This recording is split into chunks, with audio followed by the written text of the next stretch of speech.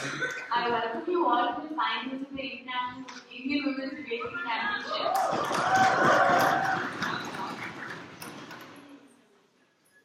The motion for the finals is this House believes that Indian feminists should lobby for the uh, glorification of objectified male gender roles in Bollywood. The teams are OG is IITB NLS Cross, opening opposition is SLSA, closing government is SLCU, and closing opposition is SLSC. I'm Manya Oberoi and I'll be the chair. The panel consists of Ira, Paladeep, Purna, Ravina, Prerna, Vedika, Shruti, and Vanshika. I now call upon the Prime Minister to start her case with the opening government.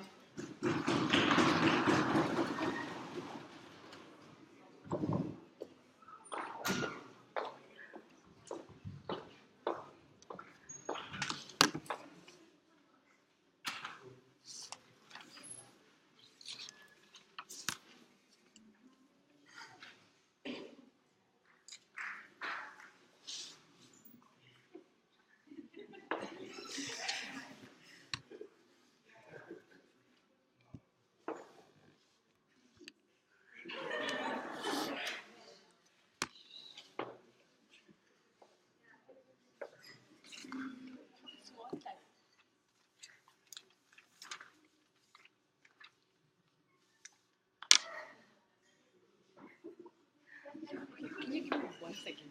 1 second.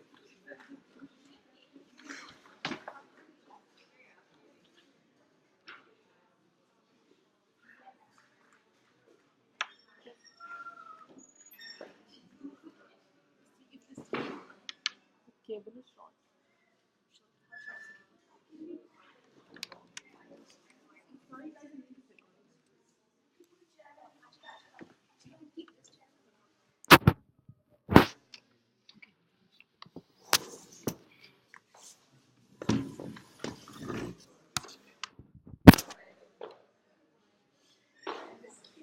You son. Look at you.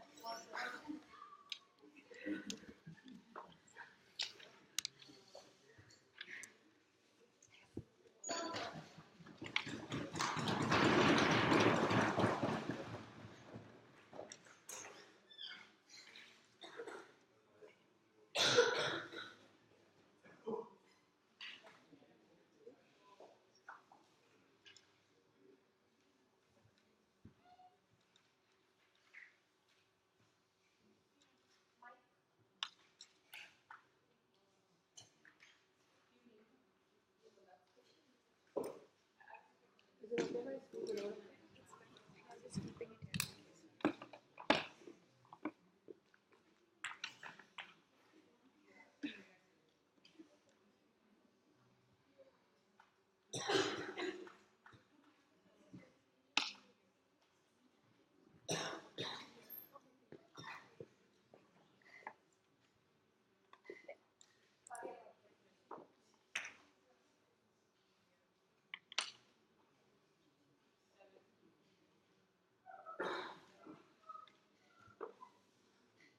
Ready?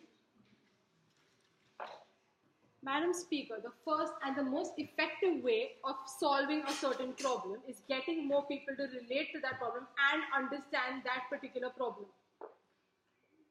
We try to tell you that as feminists, we feel that objectification of women in society today is a problem.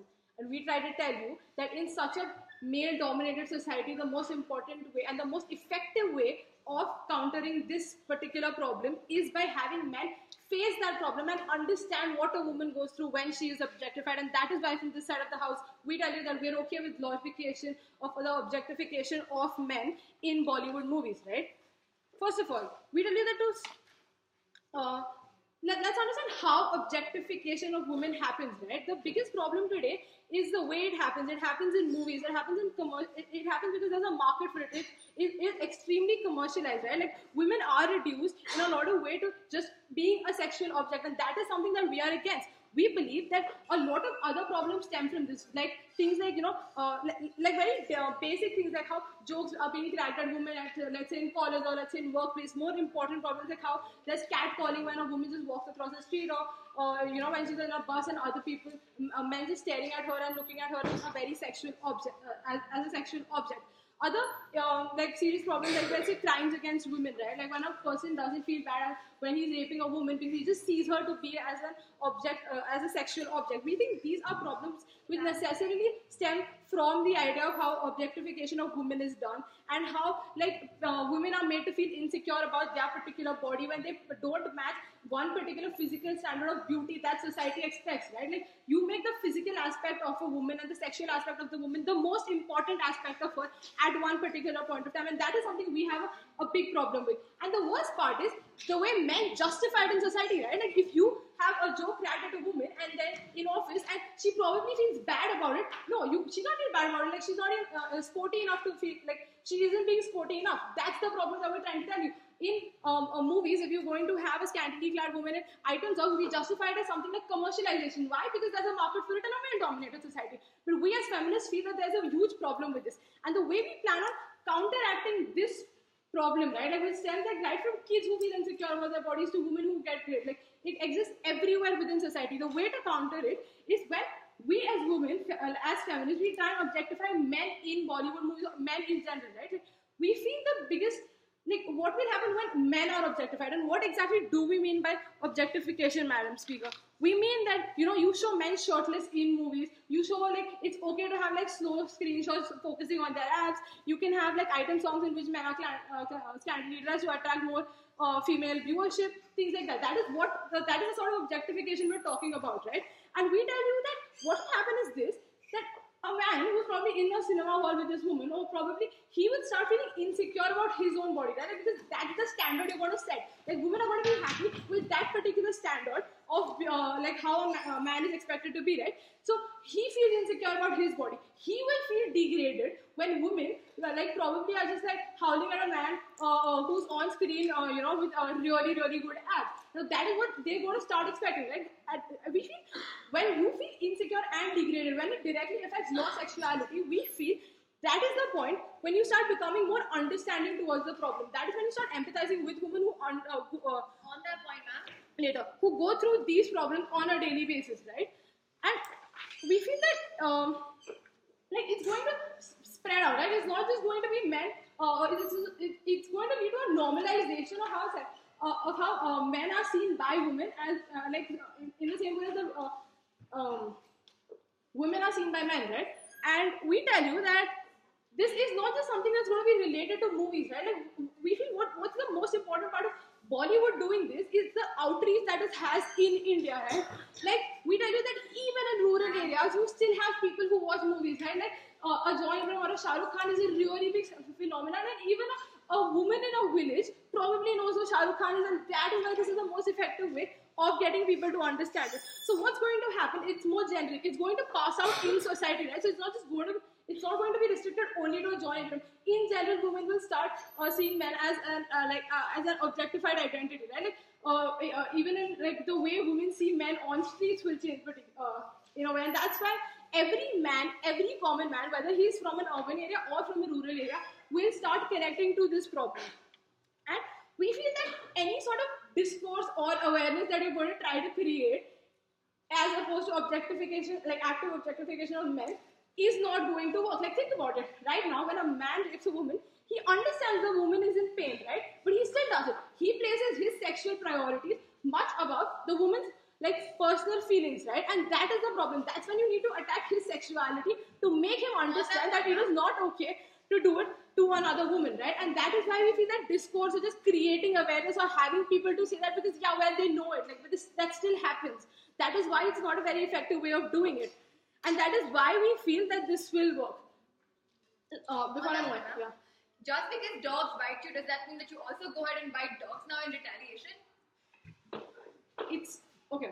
So dog biting is not the same way as a woman is being objectified by a man, right? Like it actively, like I mean, I don't even understand the relation because like that is someone's feelings you're talking about. But anyways, coming to the main argument is like apart from all of this, like how do we tell you this is very important and very generic, right? Like it's not just about, let's say, people who are going to rape or rapes are going to stop. We say that this is going to stop objectification of women and the way women are looked at every sphere of life, right? The next time you, like even urban men, they don't go out and rape women, but you know, even when they're watching a movie and they see a woman scantily dressed, they probably objectify her in their head, right? Like there are often jokes which are cracked at women, like at the workplace, in colleges, things like that. Those things will also stop. So even when you're dealing with a bigger problem, like that will definitely solve. But I think it's a much more generic and a much more like widespread way of solving it, and that's why we believe that whether you're talking about progressive men, whether you're talking about conservative men, whether you're talking about urban men, whether you're talking about rural men, this is something that will affect every man, and that is why this is the most effective way of doing it, and other ways will not suffice. And that's for all these reasons. We tell you why the opening government specifically wants to objectify men, right? One, because the first step to actually solving the problem is getting them to empathize with it and getting them to understand it. And the only way of doing it, as we've explained to you enough, is by hitting at their sexuality, because other ways just don't work, like we told you. And they won't unless the man understands what it feels like to be sexually degraded, right? And hence, we're extremely proud to propose.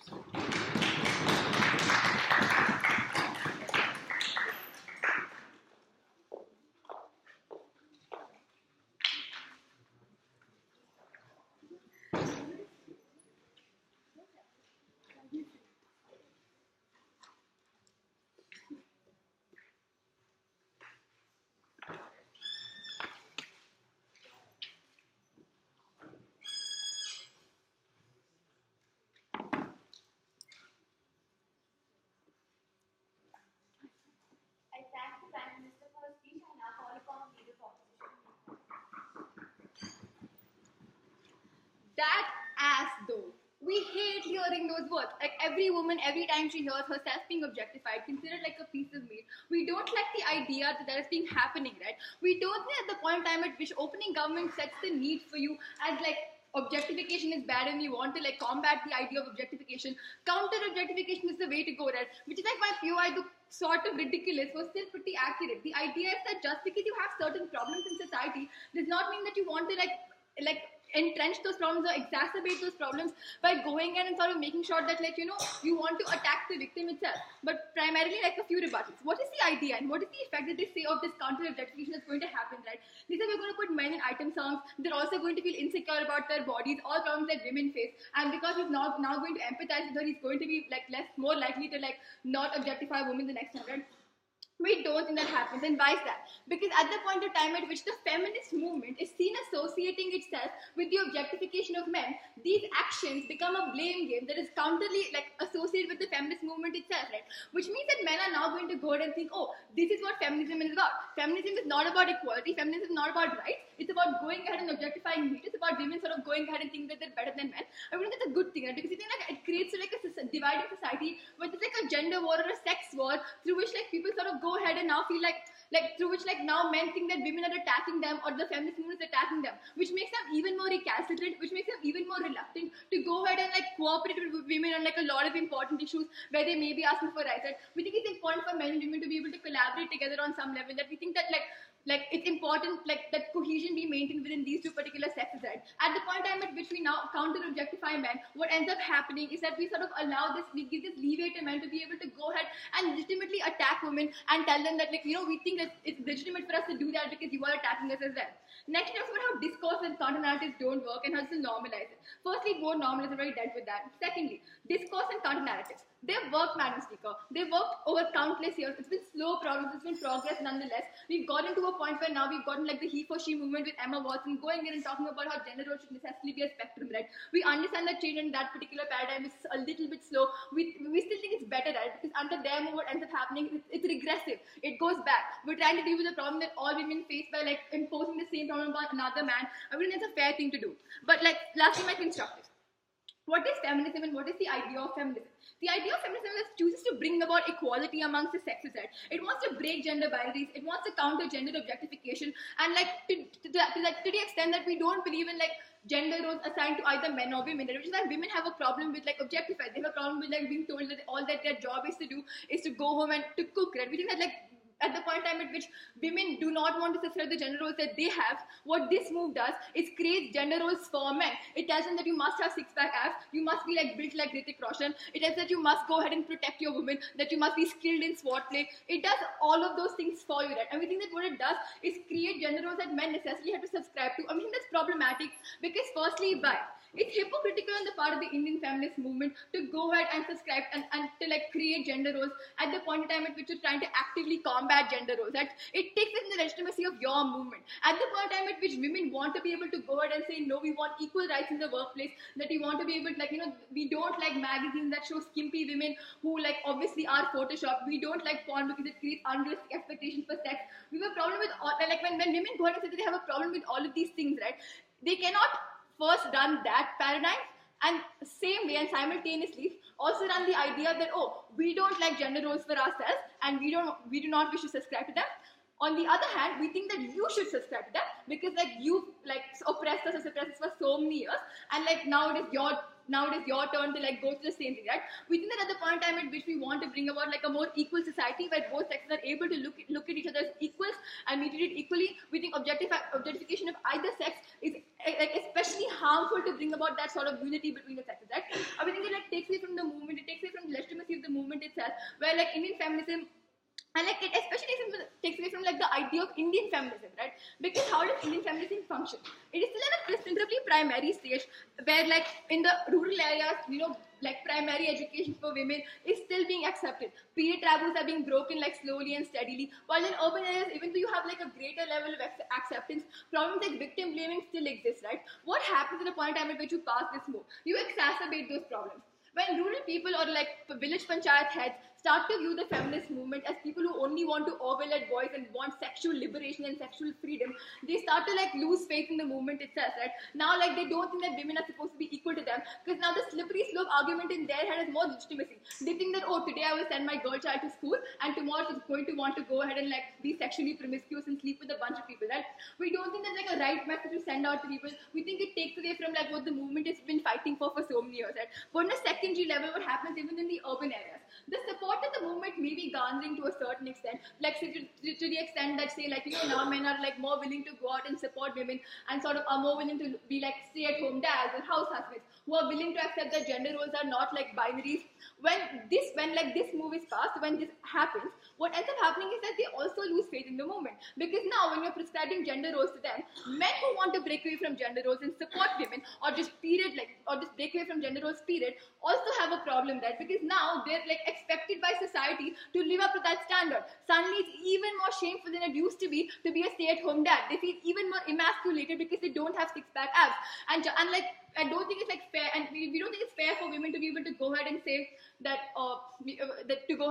like, you know, think that like just because we have those problems and because we haven't been able to solve them, we're going to put those problems upon you. That creates like a necessarily very bad gender divide, right? But lastly, what is the idea and what is like the point of glorification itself? What glorification creates is it creates unrealistic standards for men to be able to live up to, which means that we have to consider on some level that objectification does happen in the mainstream media, like in that Jodha Akbar video that all of us saw, right? But we think what happens when you glorify, what is like the exclusive harm of glorifying it?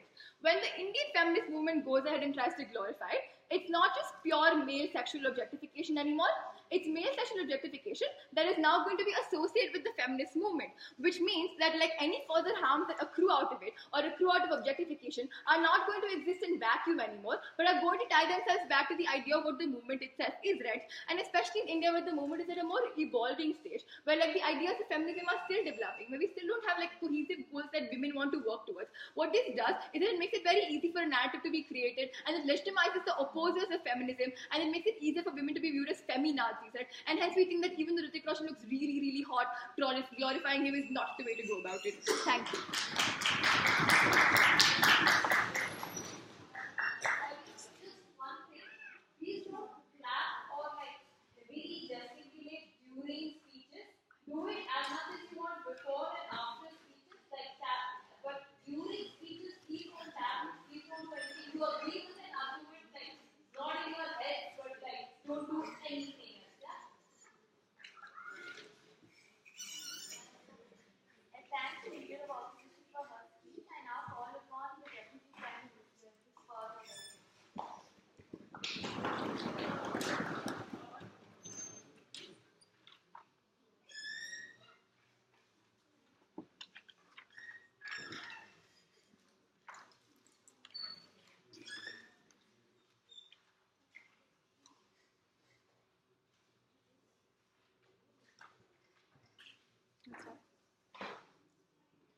Madam Speaker, we have told you why objectification of women is a problem, and we have made it clear that that is essentially the problem that we seek to solve in this debate, right?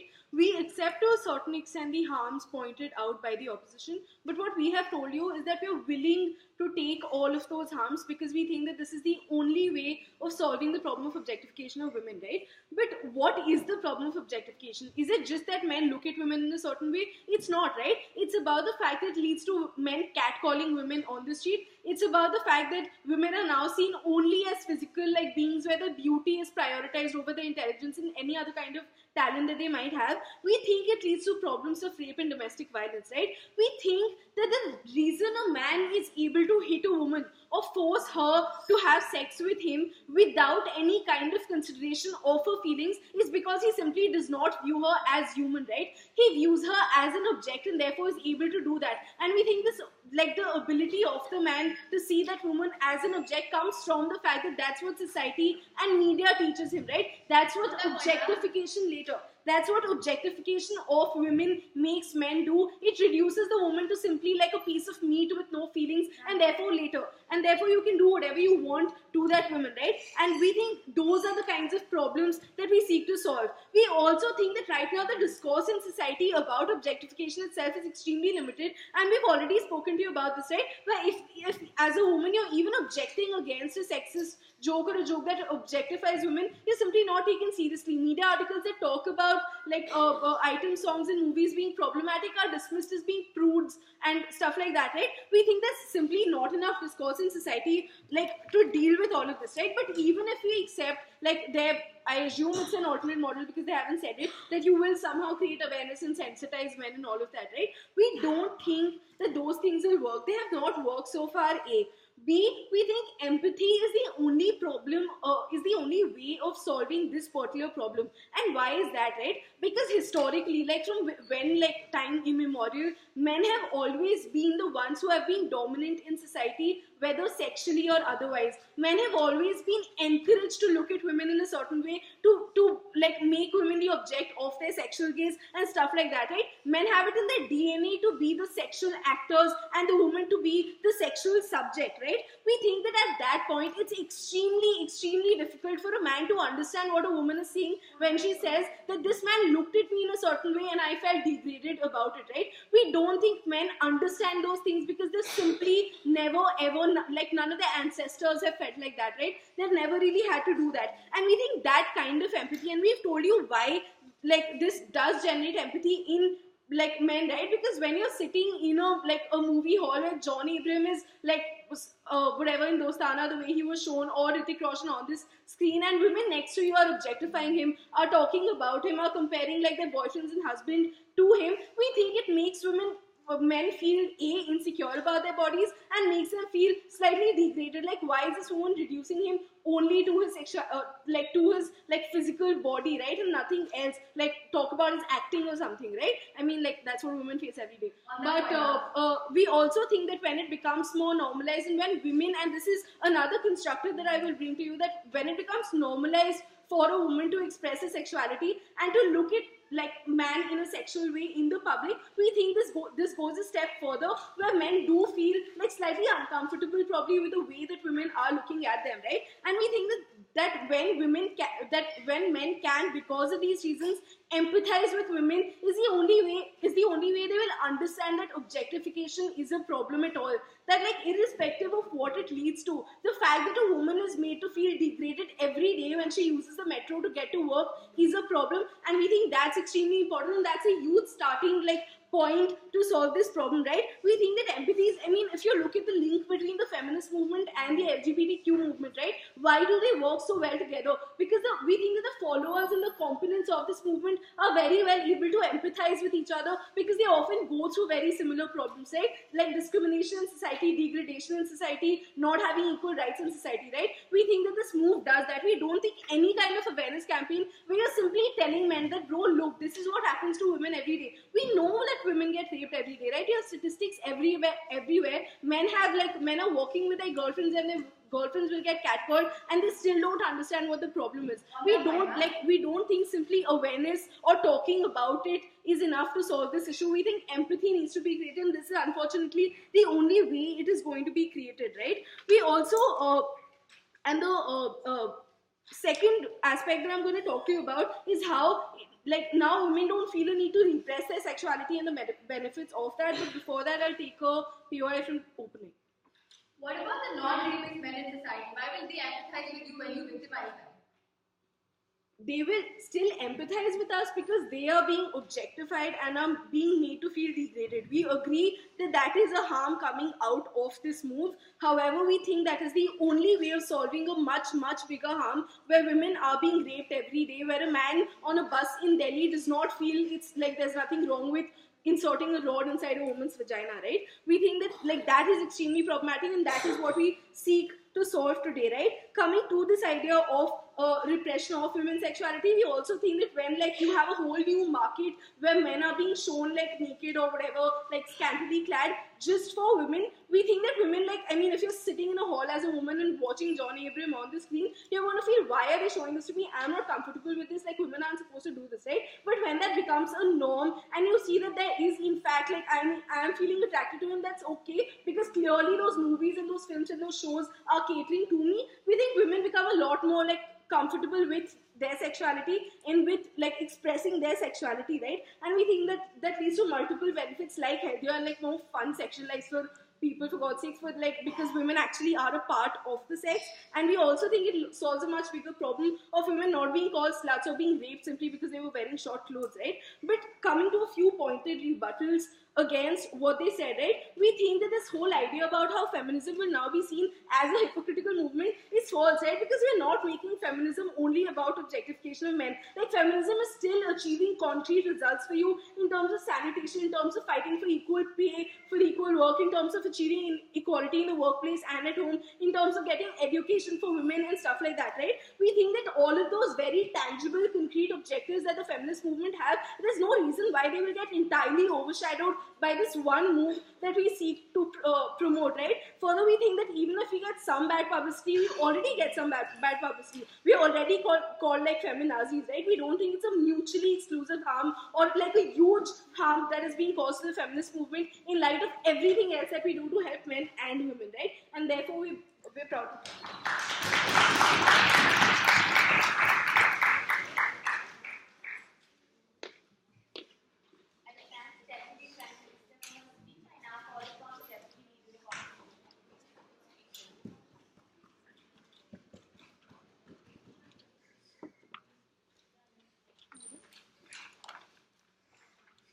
Madam Speaker, we don't think the government can get away by saying that we're willing to take the risk when they can't show any actual benefit coming out of it. They can't say that it's okay because we're anyway called feminazis and we're okay with furthering the harm, right? Because what's the only benefit that they've shown us is suddenly men will start empathizing. We think that men don't suddenly start empathizing when you're degrading them and victimizing them, right? Then we think that even existing because like women are objectified doesn't mean women start empathizing with other women. We don't think like women stop before objectifying other women. We don't think women empathize with other like fat women or ugly women. We think women also further go ahead and objectify other women. So we don't think why suddenly this leap to men will now like will not take place, right? We don't think men will suddenly start empathizing with women when they're being targeted by this class.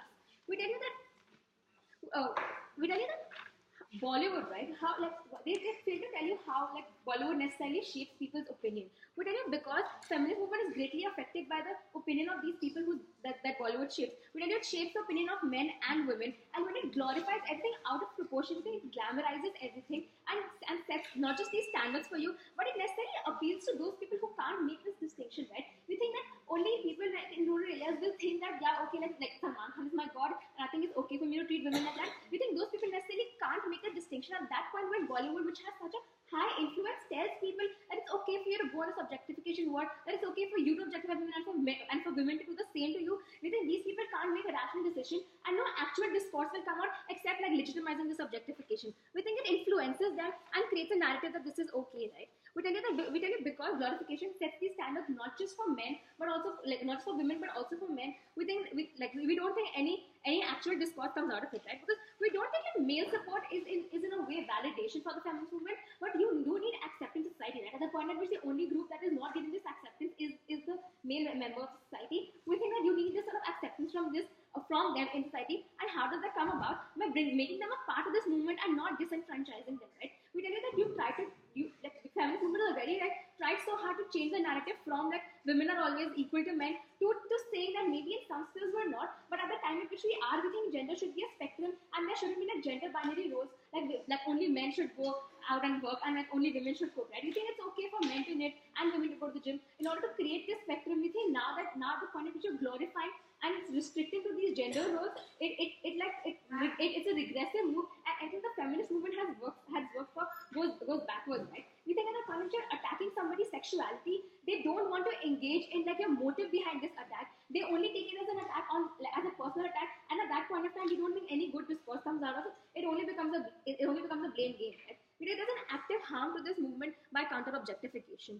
We tell you that you don't just disenfranchise men, you also disenfranchise other women who don't believe in this movement, right? We don't think like every woman thinks it's okay to objectify other men or women. We think some people who strongly believe in the feminist movement, within that you create these factions at the point at which a feminist movement takes such a radical stance to start objectifying men. We don't think that it's automatically okay for every woman to now suddenly buy into the idea that like this objectification war will lead to a benefit. We think women aren't like irrational in that way, right? We tell you feminist movement is the biggest stakeholder, and like how does this move necessarily harm them, right? We tell you it goes against the ideals. Shreya talks to you about how it's hypocritical, not just like we don't think like when women objectify men, it gives you any sort of empowerment, right? You only buy into the idea of objectification. If I don't like being eaten by men, I don't think the counter to that is saying that I will do the same to you. But is that at the point at which you have problem with objectification as a concept, you can't do the same to somebody else and then ask them to stop it, right? At the point at which you start this war by yourself, it only gets further and doesn't stop. We tell you that this spectrum which you're trying to generate is like it doesn't get further, right? We tell you it becomes a feminazi, like that the narrative of feminazi further gets entrenched, and at the point at which you don't show us any benefit coming out of this move, we don't think that your willingness to take the harm is of any importance, right? And before I move on, okay. Men may now hate feminists. Does that stop them from feeling empathy for women when they're catcalled on the street?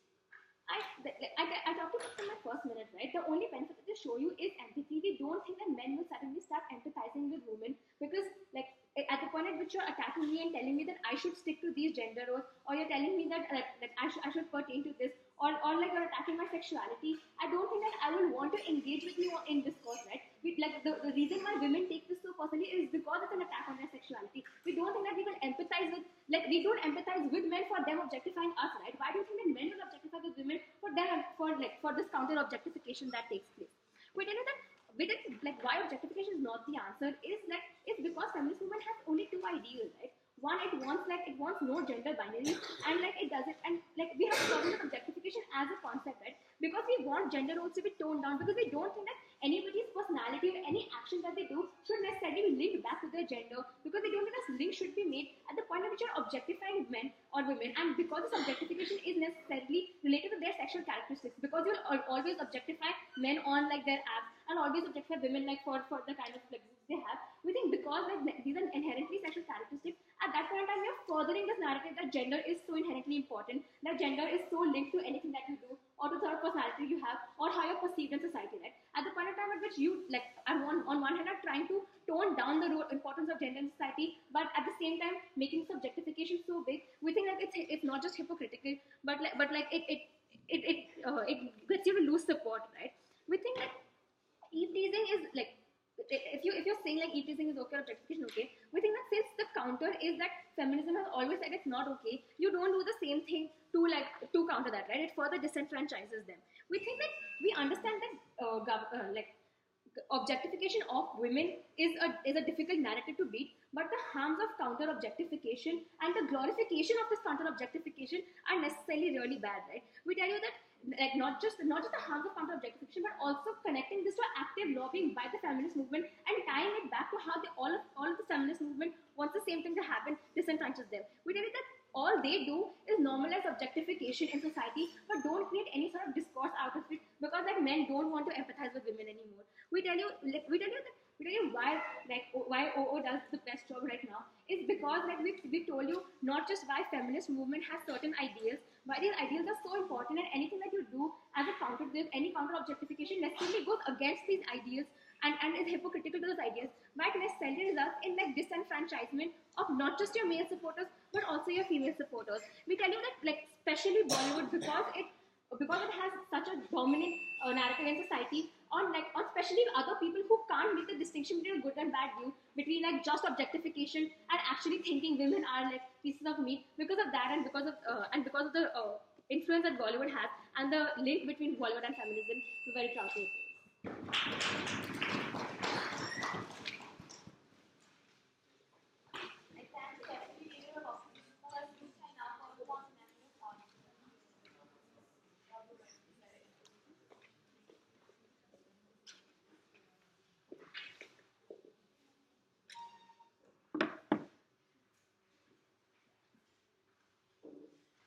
Whenever you guys are ready.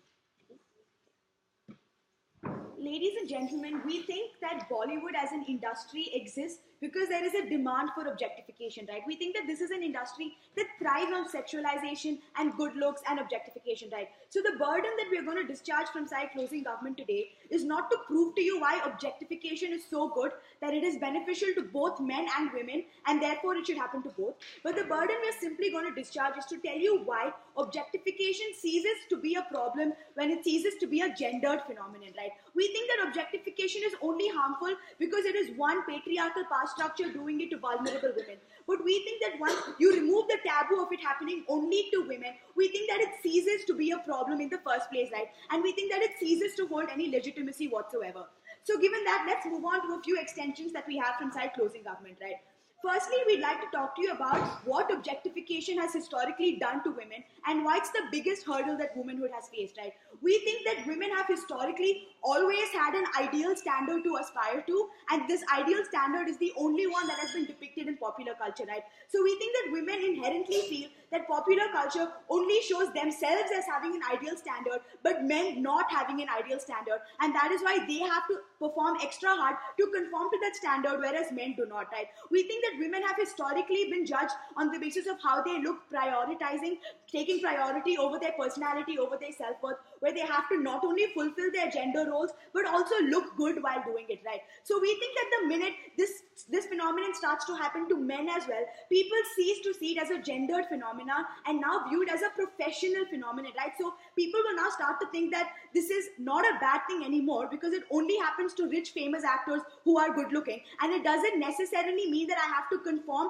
to the expectations that the media gives us, right? So that is why we think that objectification only holds legitimacy as a power structure because it is exercised by a patriarchal dominant society over vulnerable women. And we think that, no, only in the 5th minute please, and we think that that is what we're going to try to prove to you today, why objectification ceases to cause any harm whatsoever the minute it ceases to be a gender phenomenon, right? Now with that in mind, I'd like to talk to you about the outreach of Bollywood and why it is so important for this to now be glorified and objectified in Bollywood, right?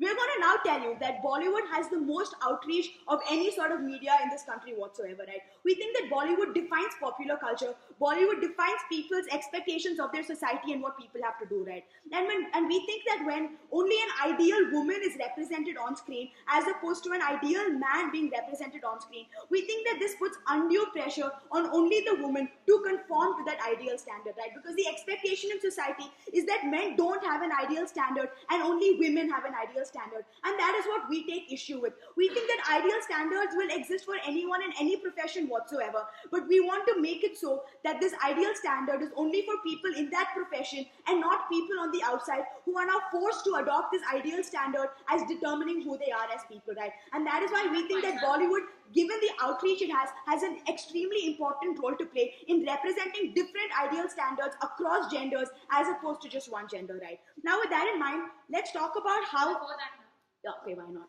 Who makes the distinction between a professional ideal and a real life ideal? Don't women still want to live up to the size zero ideal, which is like professional? Okay, hold on. So this is what we're trying to counter here, right? We think that the minute it becomes a gender neutral phenomenon, women will see it as a phenomenon where they only have to be good looking if they want to be actresses, and not that they only have to be good looking if they want their identity as women to be reaffirmed, right?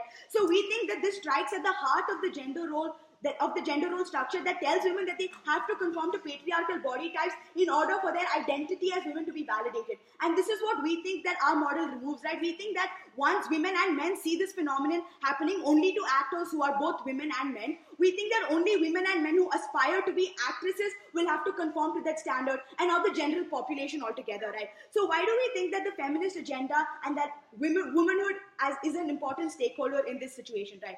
We think that there are two kinds of women who have an important role to play. One, the women who enter this industry, right? We think that the minute that only women who are entering this industry have that ideal standard to cater to, and that only women who enter the industry have to conform to patriarchal beauty notions, while men do not, while there are varied representations of men, we think that this places an undue expectation on actresses to look good as opposed to their male counterparts, right? So we think that even in Bollywood, you're now reinforcing gender divides where only women have to look good as opposed to men, which is what we're trying to rectify. We are saying that there shouldn't be unequal pressure on only one gender to look good and slightly laxer standards for the other gender, right? We think that even this ideal of equality should be upheld in Bollywood, where the standards are the same for both men and women, and there is equality in how they want both men and women actors to look like, right? Now, secondly, let's talk about the women who are not entering this industry, but who are aware of the kind of body types they represent, right? We think that the pre-policy scenario in which only the ideal body types of women are represented as opposed to men,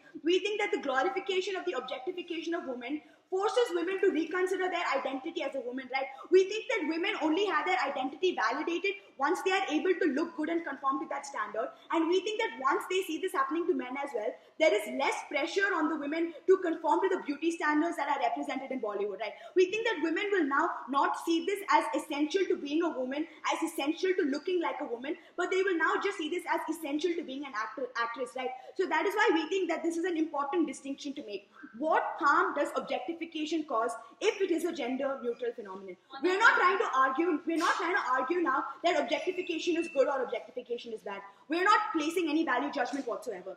We are just saying that objectification as a power structure will cease to hold legitimacy whatsoever once it happens to both genders and once this is represented in popular culture, right? We feel that because it is a gendered phenomenon, women have more unrealistic pressures put on them in order to conform either to their gender roles or what society and men expect them to look like, right? We think that these expectations are unrealistic not only for women but also for men, because an ideal body standard exists also for men, and we think that this also requires attention from the media. So now the standard or the glorification of objectification is not something that only women in the industry have to go through, but also men. So it becomes a profession standard as opposed to a gender standard. And secondly, we also think at a micro level, every woman's identity as a woman will now be revalidated because she does not feel like she is less of a woman, because she is slightly gender non-conforming, because she is not as sexual or as open about her sexuality as the women on screen. So we think that this revalidates the identity and upholds the principle of equality, not only on a micro level where the identities of both sexes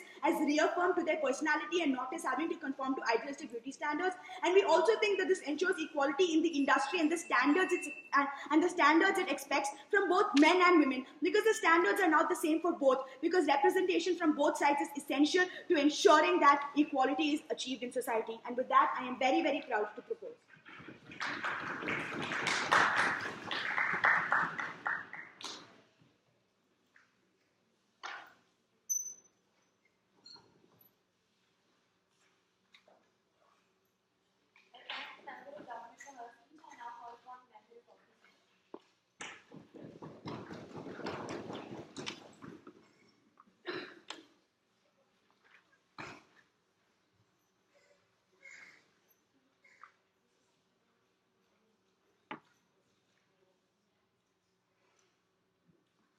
Madam Speaker, before we get into what our case in this debate is going to be, we're going to tell you what fundamental problems that we have with side closing government's case, right? So when they come up here and paint to you this entire picture about how objectification ceases to be a problem as soon as it happens to both genders, they tell you that this will now start being a professional standard, right? What they've completely failed to analyze to you is the link between the two, right? When you erase the sort of when you institute objectification and gender standards for men as well, what therefore happens is, because as the government, as they have characterized it, that Bollywood has such an outreach, that Bollywood is this thing that you want to identify with, right? Because of this inherent nature of Bollywood being this idealistic standard, that is why every single person is now forced to conform to this idea, right? And we fail to see how this standard, given the fact that Bollywood has an impact on every individual mindset, we tell you that we fail to see how this will be restricted to a professional standard, right? Because what they fail to even account for is the psychological harms that any gender role has, right? What they fail to account for is the effect that it has on a person's mindset when they are forced to conform to any standard for that matter, right? Now, moving on to what our case in this debate is going to be, right? We're going to give you two primary arguments. First, we're going to take down their entire argument of empathy, right? And we're going to tell you how in this move, empathy will not occur, right? And second thing we'll tell you is that how this move will in fact lead to like a worse situation for women, right? Because our opening half has already come up and analyzed you why it will be a bad move for men, and we extend on this by telling you why it will be detrimental to women, right? So first thing to talk to you about is, like, let's break it down for you. How does empathy occur, right? What they're trying to achieve is that men will now feel what women feel when men objectify them, right? What does this require? This requires women to be able to objectify men, right? This requires women to take an outwardly active step in catcalling that man who has abs, right? This requires women to outwardly express these ideas about what this standard should be, right? And we tell you that this will not occur, and this is why, right? Because this debate has been established on the basis that gender roles are so entrenched in our minds, right? Women still embody this idea that they are supposed to be silent, right? That this idea of like outwardly saying sleazy things or lecherous things has been so far confined to men, right? That women will now find it difficult to be able to take on that characteristics, right? And we tell you that because women will not, while sitting in a movie theater, pass a comment on Hrithik Roshan on screen, right? That they will keep shut about it. We tell you that this is why men will not, that this is why this empathy fails to occur, right? And we tell you that because of the existing power play, right? Because men have traditionally and still continue to hold this superior position over men, right? That this construct in their minds will be sufficient to be able to curb their ideas, right? And to be able to curb them from expressing what they actually feel, right? So even if the woman is thinking about it in her mind, she will not be able to say it, right? And it's because she's not able to say it that the man will not empathize, right? And we tell you that this is why their model of empathy completely fails, right? Moving on, we'll tell you why in the absence of this empathy is it more detrimental to women, right? So what happens is that when there is this idea of a gender role, right? When you're forcing men, so say a man watching the movie somehow because Hrithik Roshan or Salman Khan has been glorified on screen, that he now believes that is what he's supposed to conform to, right? Now, because the man is being forced to conform to this gender roles, what happens? In this case, the gender role is a stereotype, right, Madam Speaker? And we tell you that in the situation where a man feels that he's being wrongfully thrust into this mold of a stereotype, that he will now be more likely to embody that stereotype, right? And we'll tell you why. So the way this works is that when you see that there is a primary distinction between you who is being stereotyped and the person who is stereotyping you, right? And you feel that you are incorrectly being thrust into this stereotype. What then happens is that in an effort to completely distance yourself from the body who is stereotyping you, right? That you are now therefore more likely to embody that stereotype, right? And this is what occurs with the standard in-group out-group phenomenon, right? So therefore when men feel like that they are forced because they are being stereotyped as this creature who passes sleazy comments, to the extent so when men feel that because they are when men feel that the objectification of women that is happening has gone to the extent that women also feel the need to now objectify them on screen, right? What happens in this scenario is that men will now not only be pressurized to conform to the gender role, they will also be pressurized to conform to the stereotype view of a man, right? And the stereotype view of a man that is being presented is the man who rapes, right? Is the man who is the man who catcalls, and is the man who is like aggressively against women's rights, and the man who is sort of like not part of the feminist movement. And we believe that this is why it's more detrimental to women. I'll complete this argument after the period. Give us an effective way of solving the problem of objectification of women.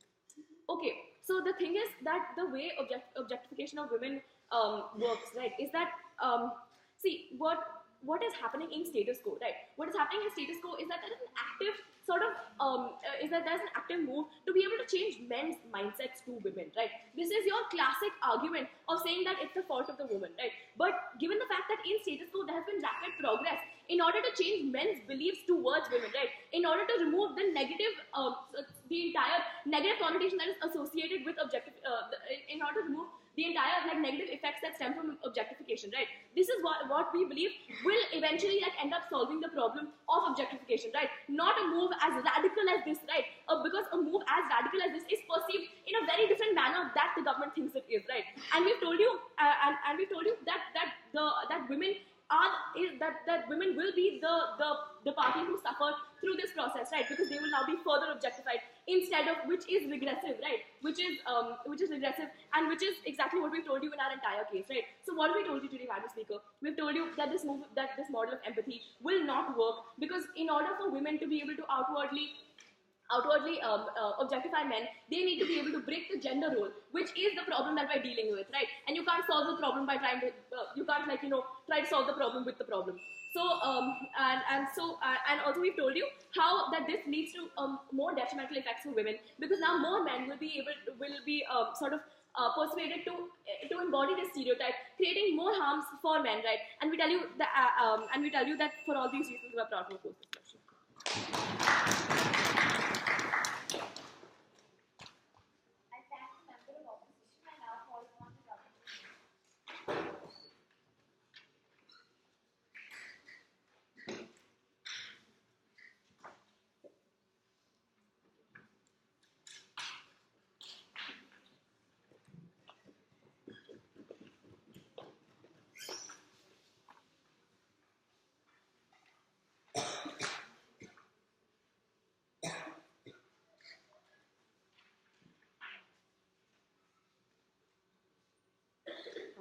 Can I get a minute count? Yeah, whenever you guys are ready. Yeah, ready? Alright. So cool. Today we're going to start with a few clashes, and we feel that within these clashes our rebuttals are implicit, right? Now, first, dealing with a few rebuttals. The side opposition here came out here and told us that the fact that we place these beauty standards now on men would not actually alleviate both sections from pressure, but would in fact place both sections under the same social pressure, and would make women also conform to those beauty standards, as well as it would make men conform to those same beauty standards, right? Why do we feel that in our paradigm, making this particular objectification, this concept of beauty standards and objectification, a gender neutral thing, would actually alleviate this harm, right? Like, I'm going to give this example because we feel that the reason that you conform, we feel that the entire womanhood conforms to the standards portrayed by Bollywood, is not because they feel that they are influenced by Bollywood because it has a far outreach, but because Bollywood portrays this particular concept as a token of womanhood, right? We feel that the reason that conformity or that need to conform to this particular standard of women is because Bollywood portrays it to be a necessity of womanhood in itself, and not because it just portrays it to be like good, like pretty women, and so everybody would want to be pretty, right? We believe that since it adds to an identity of women, we feel that every individual or every woman that wants to identify as a woman will now have to conform to these feminist standards that are displayed by Bollywood, right? So that's how we feel that, like this example of like cars, right? Before it was seen as a gendered concept. We feel that we like way back in like old Hollywood and things like that, we saw that only like male protagonists had really, really nice cars.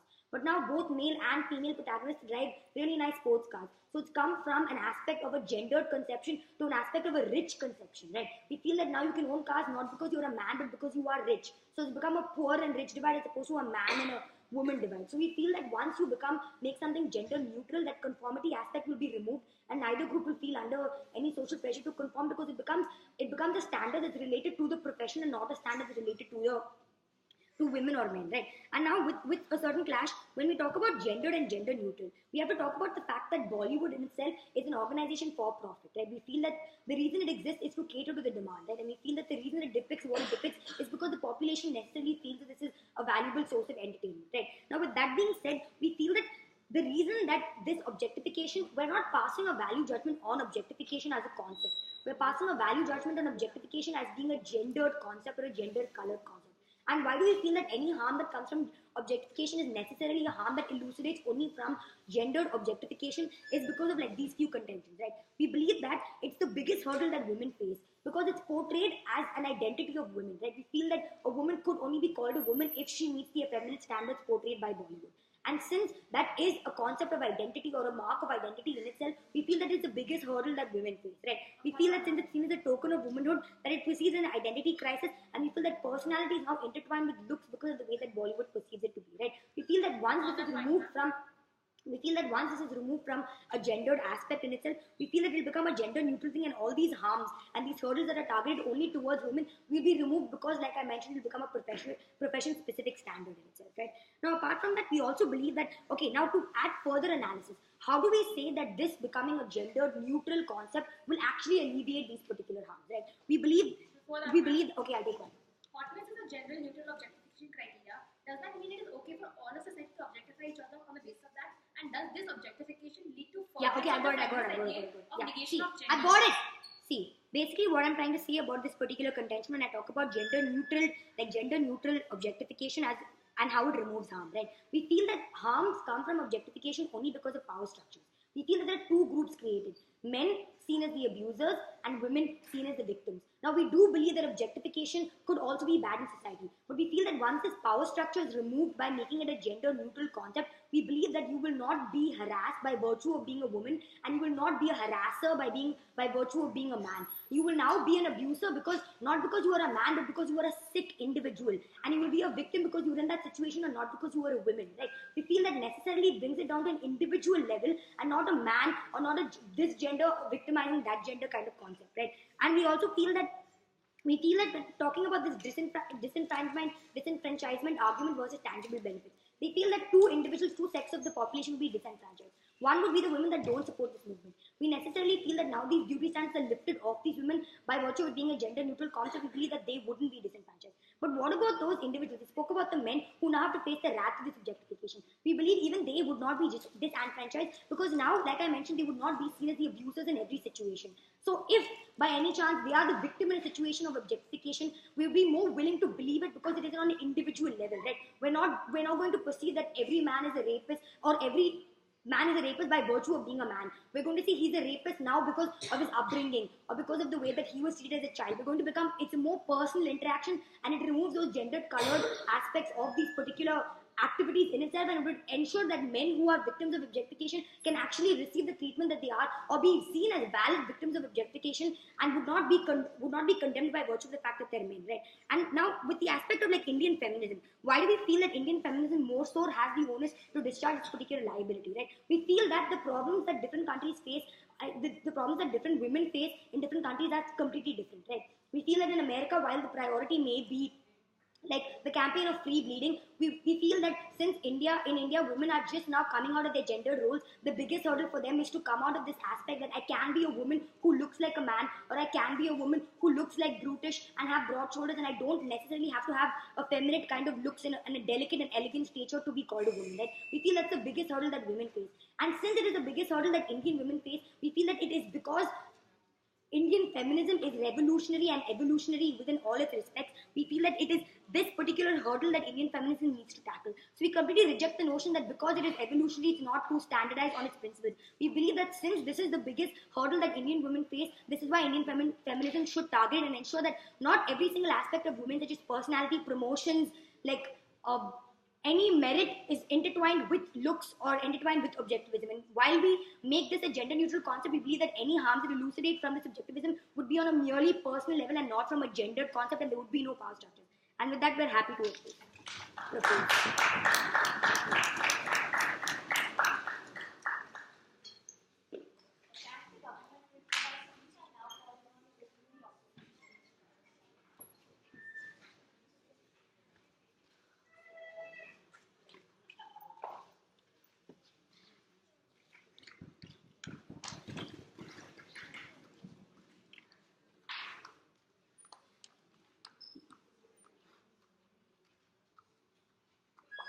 This house believes that Indian feminists should lobby for glorification of objectified male gender roles in Bollywood.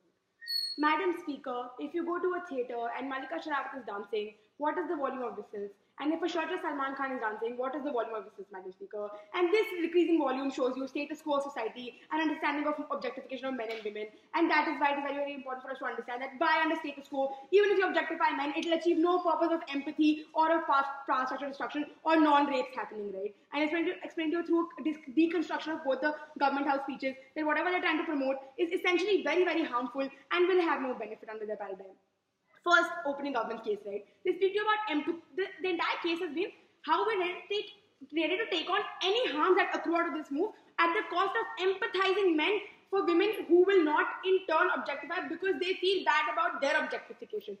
For this to happen, Madam Speaker, they have to be objectified by women to feel empathetic about it. And the first step of women objectifying them will not happen like I proved to you under our member speech because women don't have that outward reach. Women cannot go out and yell and catcall at a man because of physical constraints also, Madam Speaker, that this society will not accept a woman whistling at a man in the street and essentially why she will never be able to objectify a man outwardly and effectively why a man will never face catcalling and will never empathize with a woman, Madam Speaker, and this will never happen and empathy will never happen and all the harms that we pointed out to you on side opposition will happen because empathy is not happening as a benefit, Madam Speaker. They also speak to you about how later. They also speak to you about having a market for it and that is why it will happen, Madam Speaker. There's a reason Kingfisher makes women model calendars that sell at high rates and not male calendars that sell at any rate, right, Madam Speaker? Because there is no market for it. The fact that you have no market for it, your entire case falls apart because women will not hang a scantily dressed bikini boy in the room on the calendar, right, Madam Speaker? So market doesn't exist and that is why, again, their case is fallaciously premised, Madam Speaker. They also speak to you about how more people will relate to it and identification of men will happen. I am a man.